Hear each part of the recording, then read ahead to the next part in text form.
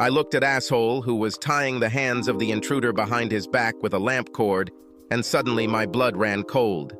Roses that had fallen from the hands of the uninvited guest were scattered on the floor. Next to his hands lay a pair of work boots that the guy must have been carrying when he was hit.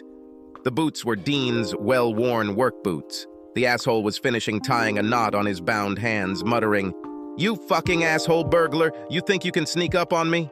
I dropped the phone when shit grabbed the intruder by the hair and tore his head off the floor. Now my blood froze as Dean's bloody face stared back at me. A quiet groan escaped his lips. I jumped off the bed and walked up to my prone husband. "Get away from him! It is my husband!" Shithead had a confused look on his face as he let go of Dean's hair. Dean's face hit the floor with a thud. "Your husband? What the fuck?" He never finished his sentence because a low growl came from the darkness outside the bedroom door. Two yellow eyes glared at us for a second before a black blur flew out of the darkness and attached itself to asshole's face. Shithead screams mixed with a loud growl as Tom the cat sank his claws and teeth into his head. The two turned around as Shithead jumped to his feet, trying to pull Tom the cat away.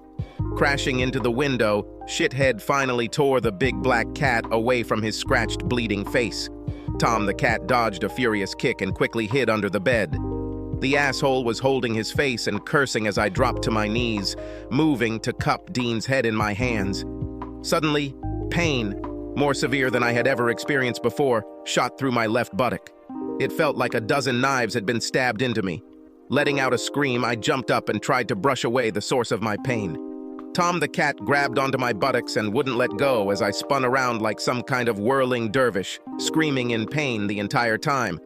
After what seemed like an eternity, I came across Shithead, who was still holding his bleeding face and cursing the cat. Tom the cat finally separated from me, retreating back under the bed again. Trying to ignore the blood running down my leg, I jumped around, trying to get back to Dean, but somehow I stepped on asshole's foot. "You stupid bitch!" Shit roared, removing his hand from his face to deliver a strong left blow to my head. The force of his blow threw me onto the bed. "I'm going to kick your ass!" he thundered. My ears were still ringing when asshole, his hand raised, took a step from the window towards me as I lay dazed on the bed. But before he could take another step, I saw Dean jump to his feet, his hand still tied behind his back. Dean jumped forward, then threw himself into some kind of hard, gravity-defying, armless somersault. At the peak of his mid-air turn, Dean seemed to spin around.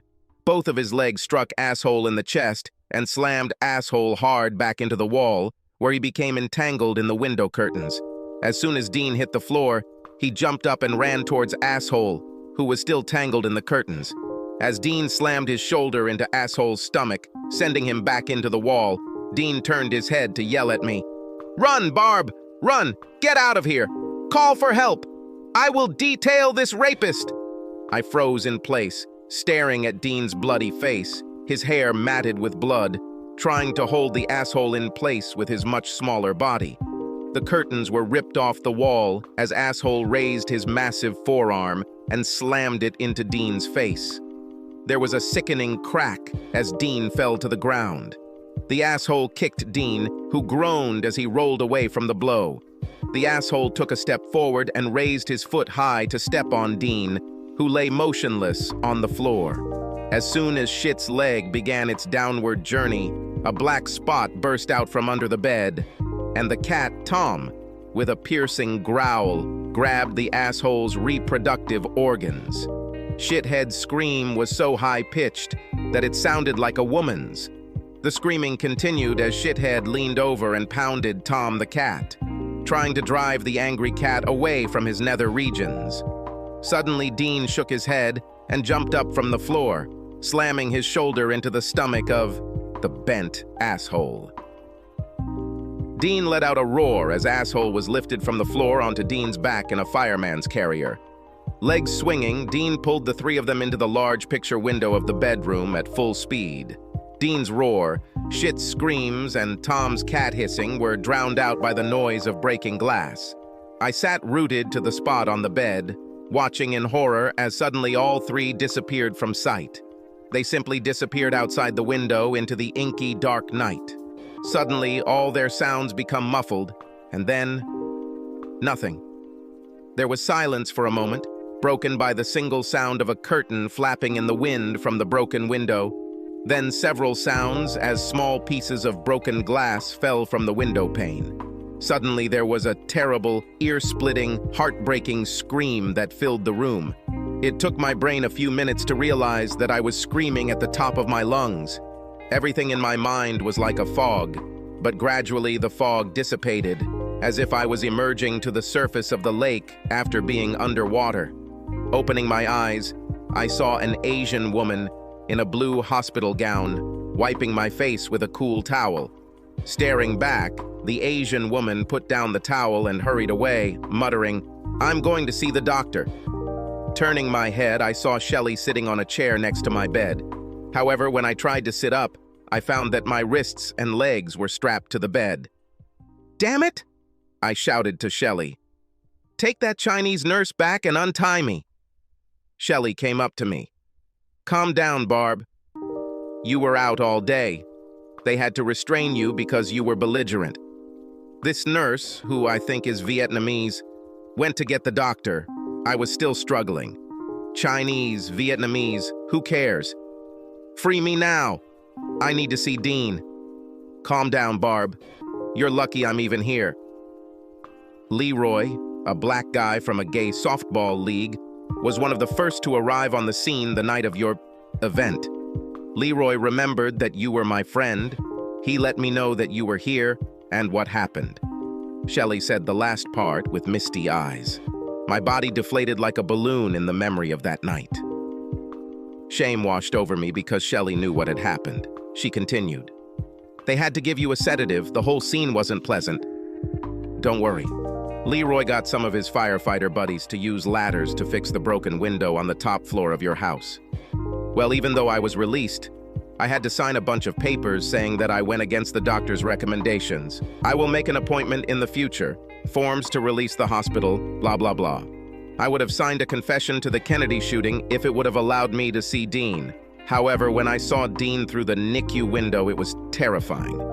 He was wrapped in bandages with tubes, bags, and machines around or in him. I was speechless as I tried to understand the list of anatomical terms the doctor used to describe Dean's condition. I interrupted the doctor's medical monologue. "Will Dean be okay?" The doctor hesitated, and I tightly squeezed Shelley's hand, who was next to me. Finally, he spoke. "I'm sure he'll survive, but I'm afraid it will be a long and difficult road. Several rounds of reconstructive surgery and quite a long recovery period will be required. Unfortunately, some of the best treatments are not covered by insurance. The processes required to give this patient the best chance of a full recovery will be very, very expensive." I realized that I had always been madly in love with Dean. It just took a tragic event for that love to surface. I was determined to show him that love now. I emptied my retirement account to fund a rebuild. Early withdrawal fees and tax penalties didn't bother me. When big names were needed, I took out a huge loan on my house, increased my credit card limits, even traded in my Lexus for cash and a beat-up used van. I thought a van would make it easier to transport Dean when he finished his treatment. I can't believe how much I missed Dean. I think it's true that you only miss the sun when it starts to snow and the light when the candle burns out. As the weeks wore on, I just wanted to die because I was already living in hell. Dean's mental recovery was slower than his physical recovery. The neurosurgeon told me his memory would return in parts, but they couldn't predict when or how much. I was afraid of the thought that he would remember their night. I spent hours with him, looking through old photos of us, telling him stories, and spending countless hours searching for Tom the cat, who disappeared that night. Flyers, advertisements, even visits to animal shelters failed to locate this black bastard. Several months passed, but the day I saw two men with law enforcement signs leaving the rehab center, my blood froze. Up to this point, I had managed to keep persistent detectives away from Dean with a phalanx of doctor's orders and legal papers. Things went to shit when I was stopped at the front desk of Dean's rehab center. The two burly guards who had always been kind to me now had a different look as they blocked my path to Dean's room. "Ma'am, we will have to ask you to leave the area immediately," one of the guards told me in a serious tone. "We're also going to request that you not return until further notice," another added. "Your presence is upsetting one of our patients." I opened my mouth to speak, but each of them began to push me out of the building, into the parking lot, and towards my car. The next day, a police car delivered a restraining order that forbade me from having any contact with Dean in any way and required me to stay more than 100 yards away from him. At first glance, I didn't recognize Dean. I thought I was in the wrong place or came on the wrong day. My heart skipped a beat when I looked at the clock. Perhaps I had arrived at the wrong time and was late. It had been over a year since I had seen Dean, and my life was steadily going downhill in every aspect, financially, professionally, socially, emotionally, and physically. Until now, he had rejected all my attempts at any kind of communication, so I was determined to make this meeting inevitable. I was led through the unfamiliar stately estate to the back. I walked past some furniture that I determined Dean had restored. But when I walked onto the porch, the man sitting in front of me looked like a stranger. Dean was completely bald, with a nasty scar around a quarter of the top of his head. His once sparkling blue eyes, which lit up whenever he saw me, were now hard stones that barely glimmered with recognition. The combination of a dark mustache and goatee made Dean look more like Walter White from Breaking Bad than my husband. The only way I knew it was Dean was because of the big black cat sitting on his lap that Dean was petting. For a moment, the image of this bald man petting a cat looked like something out of a bad sci-fi movie with an evil villain about to blow up the world. I took a shallow breath before taking a large step towards the two of them, arms spread wide. I hoped the hug would start our new beginning on a good note. Tom the cat jumped up in Dean's lap, his feline back arched high, his fur standing on end, his tail raised, with a hissing growl that spit through his bared fangs. Dean extended his hand, palm facing me. "Stop it, Barb. There's only one pussy here that I'm interested in touching, and it's not you." I froze. The words coming from the man in Dean's body did not have that silky, smooth tone that every karaoke patron envied. The voice was a hoarse, guttural sound, more suited to Marlon Brando in his role in The Godfather. Having come to my senses, I sat down on the chair opposite Dean. Between us, there was a small, low table on which lay several scattered folders. Pointing to Tom the cat, who was still growling quietly, not taking his eyes off me, I said, "Wow, Dean, where did you find Tom?" I looked for him everywhere. I haven't seen Tom since, well... Dean kept his stern gaze on me and sat silently in a pause that was more than uncomfortable for me. Finally, he spoke. "Well, Barb, Margie brought Tom to me. She discovered that he was injured and rushed Tom to the veterinary clinic. Looks like Tom spent some expensive time in the hospital too." "That bitch," I muttered under my breath. Then, putting a smile on my face, I said louder, "I mean, that was wonderful of Marge. We'll have to find some way to pay her back." Dean petted Tom some more. "Yes, Barb, you want to talk, don't you?" I tried to fight the tears welling in my eyes. "Dean, I know I made some bad decisions." Dean interrupted me. "Bad decisions? Bad decisions make good stories but shitty marriages." I tried to ignore his attack. I just started to see something more in myself. I thought I was better than I really was. I thought I was special. Never, without actually saying it to myself, did I think that I was smarter and more deserving than any of the people around me. Now I know better. I waited for Dean's reaction. The seconds seemed to tick by like a clock before he spoke. "Beware of false knowledge. It is more dangerous than ignorance." "Why are you here?" "I'm here, Dean, to say I'm really sorry. To show you that I know how you feel." He let out another guttural laugh. "Do you know how I feel? I would always walk with a limp, plus I would have constant headaches, and my balance would never be the same. I tell you what, Barb, go get someone twice your size to smash your head in with a lamp, break most of your body, and then fall 30 feet out of a window. Maybe then we'll talk." "Oh, wait. Also, make sure you were stabbed in the back and betrayed by someone you cared about and trusted more than your life. I think finally realizing that you never loved me was worse than going to rehab. Dean, this is not true. Dean grinned. The truth will set you free, but not before it ends you. I didn't know what to answer. I don't know what to say, Dean. Dean leaned back as Tom the cat jumped off his lap. Come on, Barb. Telling the truth is easy. Maintaining a web of lies is hard. Or are you going to apply Homer Simpson's logic to me with his, it takes two to lie, one to lie and the other to listen? Now I started to get angry. I'm not some idiot, and I see the light at the end of the tunnel. He grinned. We all know that light travels faster than sound. This is why some people seem smart until you hear what they say. I think you rightfully fit into this category. I tried to calm down. Did you really feel the need to go after Shelley? After your complaints to the state council, they revoked Shelley's liquor license. She lost the bar. Dean intertwined his fingers. Yes, it seems that the Alcohol Commission takes its regulations seriously and does not allow the owners of establishments that sell alcohol to assign non-employees to serve alcoholic beverages.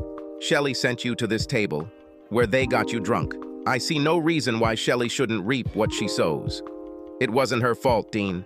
The bar was packed that night. Shelley was too busy to follow my stupidity. He glared at me. Shelley wasn't the only one who was busy that night, was she, Barb? I was almost in tears. Shelley was my oldest best friend. Now she doesn't even talk to me, and she was also your friend. I wiped my eyes. The injury did something to you, and it's all my fault.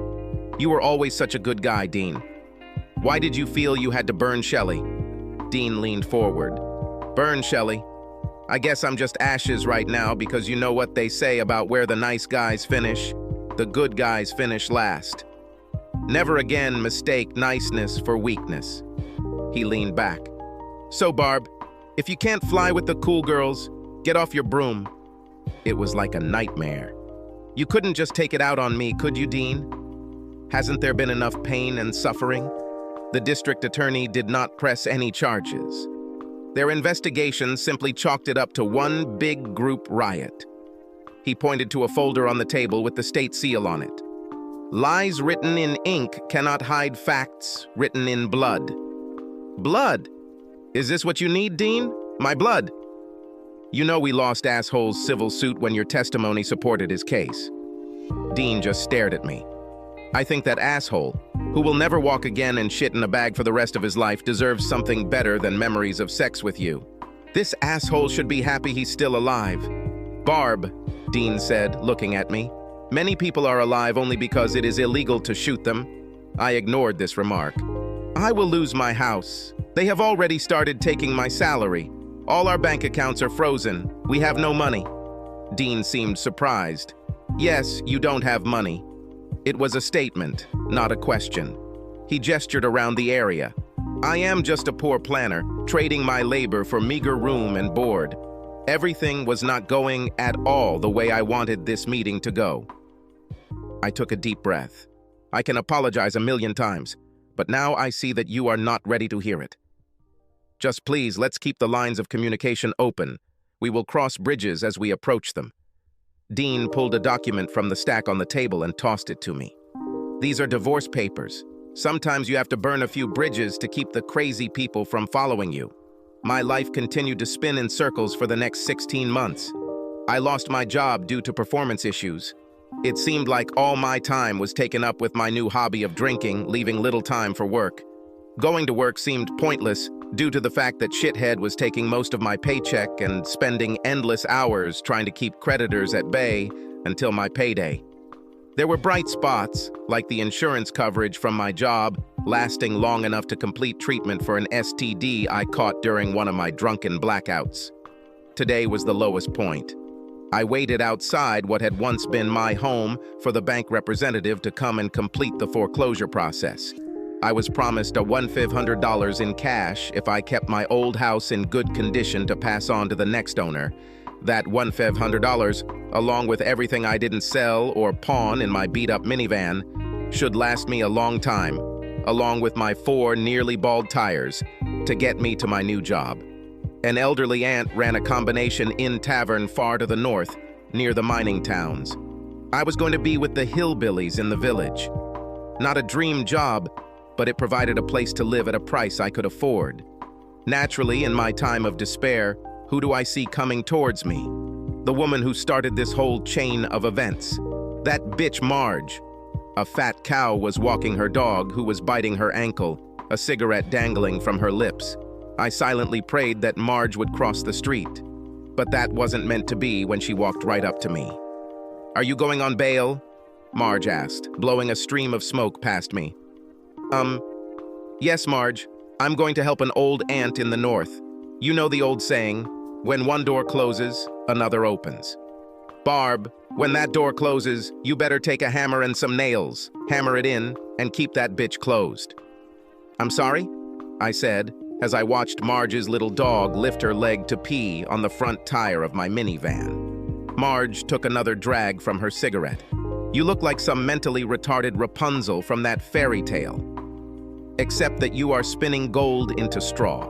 You're the only person who managed to turn Dean, one of the sweetest men to ever shit between his legs, into a complete asshole." "Maybe he's just a jerk to you, Marge." I objected. "What do you care about? You threw it away. What does this have to do with you?" Marge lit another cigarette from the one she was smoking. "You must be the dumbest bitch on this earth. I let Dean go because he was too good a guy to leave me himself. I knew he deserved better than me. We only met after drunken sex. I'm not as stupid as you. I knew Dean was just staying with me so I wouldn't look like some complete slut. I was in no mood to argue with Margie. Look, if I could go back in time and change everything, I would..." Margie leaned over to pet her dog. "No, you would get injured from time travel, for example, from stupidity." I pointed to the screaming cross hanging around Marge's neck. "I thought you were a Christian. What happened to love for one's neighbor?" "Jesus may love you, but you're still a slut," she snapped back. I waved to Marge as she and the dog turned to leave. "Well, thank God. This is the last time I see you." Marge never looked back, but I heard her comment. "Never think that you have seen the last of something or someone." I had a headache and was dying for a drink when a BMW finally pulled up and a well-dressed lady in her 30s jumped out. On her forehead was written, "I am in real estate because my husband makes a lot of money and I am bored while the nanny takes care of the children. Look at me. You must be Barb. Sorry I'm late." Everything was just crazy. This is my third citation today, and I have 2 more to go through. Her cheerful tone just got on my nerves. "Oh God, how hard it is for you. I bet you miss the days when robbing a bank meant people robbed banks instead of banks stealing people's houses." The bank representative looked confused as she pulled out a piece of paper and an envelope from her designer bag. "I have your money right here, just like we agreed. This should bring a smile to your face. Oh yes, trading my great-grandparents' home, which has been in my family for generations, in exchange for less than a month's salary, makes me want to dance a jig and burst into song." She tried to calm me down. "Don't worry, the house will be in good hands. A bunch of rich old men set up a trust and bought it. They agreed to keep it in its original condition. Once their caretaker arrives here, we can give you a tour to confirm everything, and then you'll be checked out and on your way." Just then, a loud crash announced the arrival of a large motorcycle, which stopped behind the BMW. The rider was your stereotypical biker, covered in tattoos, wearing a leather vest, gloves, and sunglasses. Instead of a helmet, he wore a Harley-Davidson scarf on his head. When he dismounted, it was clear that the guy was short but extremely muscular, built like a strong fire hydrant. My heart sank as the biker turned to the box on the back of the bike. The big black cat climbed out of the box, jumped out, and stretched out on the sidewalk. The presence of Tom the cat confirmed that the biker was Dean. He walked towards us with a noticeable limp, stopped and lifted his sunglasses, a cigar clutched between his lips. Dean walked up to the girl, completely ignoring me. "Let's finish this bitch." She waved her hand in an exaggerated gesture, clearing away Dean's cigar smoke. I would appreciate it if you didn't smoke in my presence." Dean paused to remove the cigar from his mouth, but made no move to extinguish the ember as he addressed her. "Listen carefully, you cow. I'm not here for your fucking gratitude." She looked puzzled. I don't think she was used to being talked to like that at her country club. She tried to change tactics, pointing at Dean's cigar. "Do you know how harmful this is to health?" Dean looked at his cigar. "This. My grandfather lived to be 95 years old." "Smoking cigars?" she asked with a mocking expression on her face.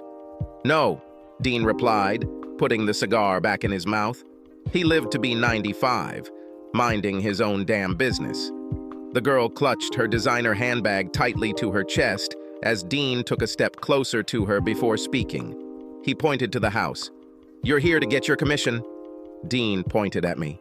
"I'm sure there's a fleet coming into port somewhere, and this cheating slut needs to service a bunch of sailors, and you can join her for all I care. But first, before you send her on her way, take the keys from that stupid bitch." Finally, I spoke. "Dean, I ask you not to insult me." Dean's stern gaze turned to me. "Oh, did I make you feel bad by calling you a stupid bitch?" "Sorry, I thought this wasn't news to you." The girl must have suddenly realized that we knew each other and tried to lighten the situation with a forced laugh. "Well, you know everything happens for a reason." Dean kept his eyes on me as he spoke. "Barb, your reason is because you're stupid and do stupid shit. But look at it this way. Jellyfish don't have brains, and they've lived for 150 million years. So there's hope. I wanted to crawl into some hole. Let's get this over with so I can get my money and get out of here. Then you can be happy." Dean waved his cigar at me. "Yes, seeing you fills me with joy so much that I'd rather sit on my hands so as not to clap my hands for joy." He turned to the bank representative. "Give that slut the envelope before she starts stopping cars on the highway and pulling tricks. I'm sure the only room in the house that the slut damaged was the bedroom from overuse." His interlocutor looked unsuri, but Dayan snatched the envelope from her hands and thrust it into my palm. I saw that it was full of 100 bills. Dian grenade. "I know you're not familiar with getting paid when you're not in a horizontal position, but don't worry, you'll be on your back in no time."